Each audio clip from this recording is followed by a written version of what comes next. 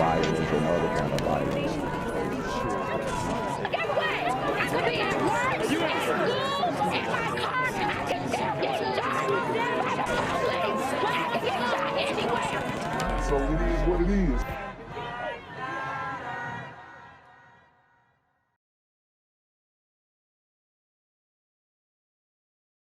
What's good, cyberspace? It's a Black Gen Z mindset. Make sure you go ahead and like, comment, share, subscribe, and let's get into the video.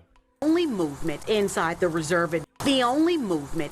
the reserve at Mount Moriah Apartments Friday were leaves blowing in the wind, but mattresses piled up, a chair sitting in the parking lot, and debris scattered throughout are reminders this complex was once home to dozens of families. Since March, the units have been boarded up, deemed unfit. Things are eerily still and quiet here with just the sound of the wind. However, overnight, there was the movement of officers responding to a man shot dead discovered inside the neglected complex along Jewel Land Drive. And they shooting people in the bandos. They done got the complex shut down. And this is what we're talking about. You're not taking care of your communities.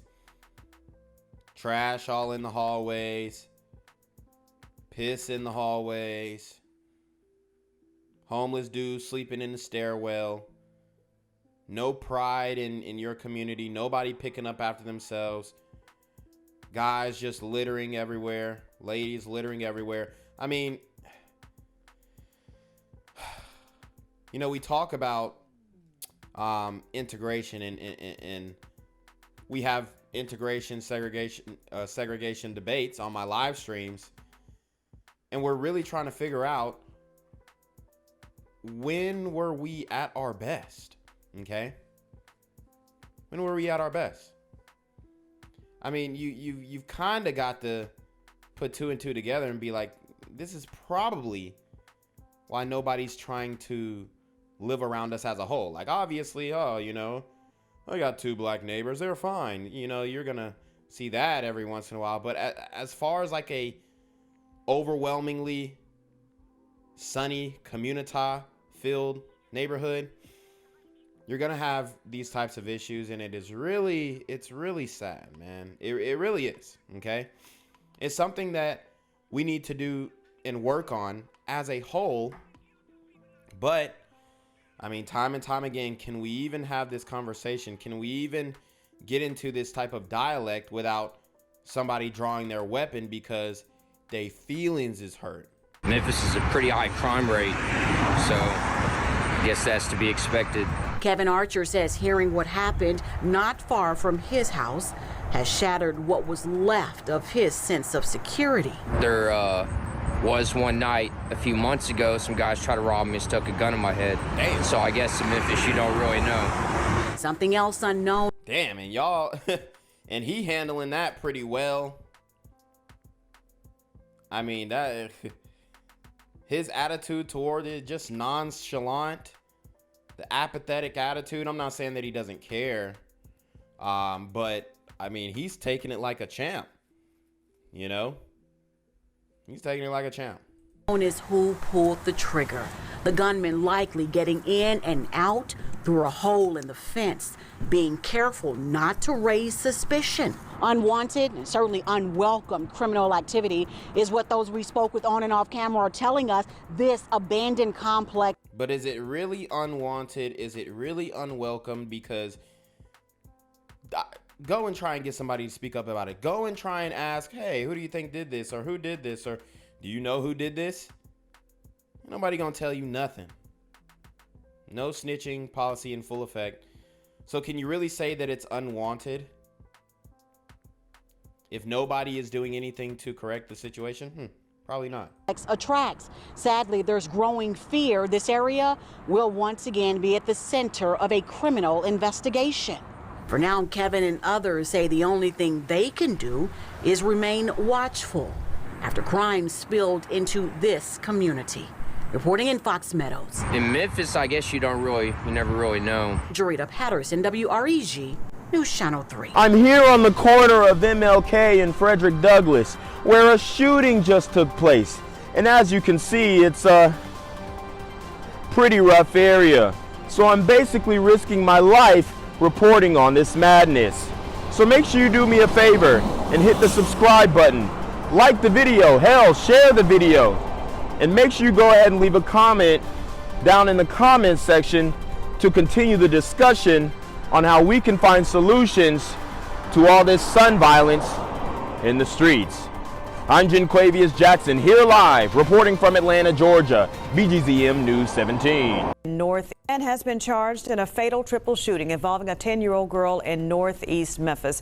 Our WREG's Bria Jones joined us live from outside 201 Poplar tonight, where the suspect remains in jail. Bria. 10-year-old girl. I told you guys it doesn't matter. Men, women, children, anybody can get it.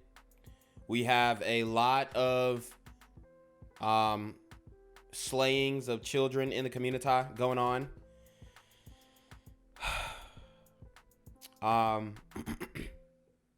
It's very heartbreaking, very disgusting to watch, hard to report on consistently, but somebody's got to do it because nobody else is talking about it.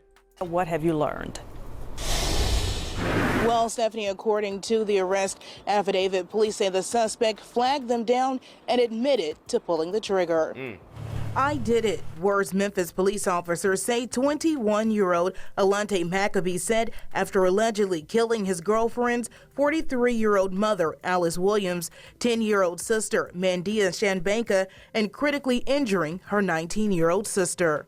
Damn, so he X'd out his girls, damn near her whole family.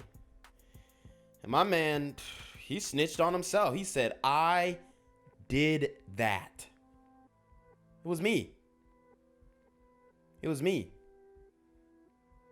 These super self-snitching gremlins are on demon time. I felt like he was no good, like something like this was bound to happen. The shooting happened a little before 2 a.m. Hold on. Now the glider saying a brother was no good sounds like white supremacist nationalistic rhetoric. On Dockham Drive in northeast Memphis. According to the arrest affidavit, McAbee told police he'd got into an argument with his girlfriend's 19-year-old sister when she pulled a knife on him. They always argue. Police always comes over here. Neighbors told WREG police have responded to numerous domestic disputes involving one of the young women at the home and their boyfriend. They would always get into it with their boyfriends. Like the boyfriend would come over there, I think like a couple weeks ago, he had pulled a pistol out on them. McAbee told investigators he pulled a gun from his waistband. And guys, ladies, you need to be doing your background checks. I've been saying this. Y'all women keep dating these guys without doing your due diligence, background check on their criminal history. I know y'all sisters love thugs. I know you do. I know you love a dude who will bust his gun and all this kind of stuff, but is it really worth your life? Is that momentary physical pleasure worth your life? Absolutely not. But if you believe that it is, then you're going to keep dealing with these types of guys, okay? Guys who can't put together full sentences. Guys who don't have the emotional intelligence that they always talk about to walk away from a situation like this. Guys who are overly emotional, all right? Violent tendencies, violent behaviors, threatening behavior. These are the guys that the sisters gravitate toward in the community, and I understand the retort to that is, oh, well, we want to feel protected because these are dangerous neighborhoods and all this kind of stuff. Who's making it dangerous? The same guys y'all are dating.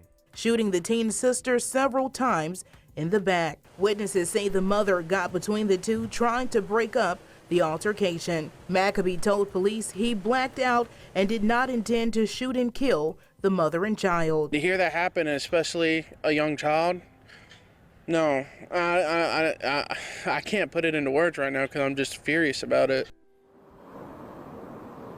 McAbee is now facing multiple charges, including 2 counts of second-degree murder and reckless endangerment. For now, reporting live outside 201 Poplar, Bria Jones, WREG News, Channel 3. Gang violence and other kind of violence.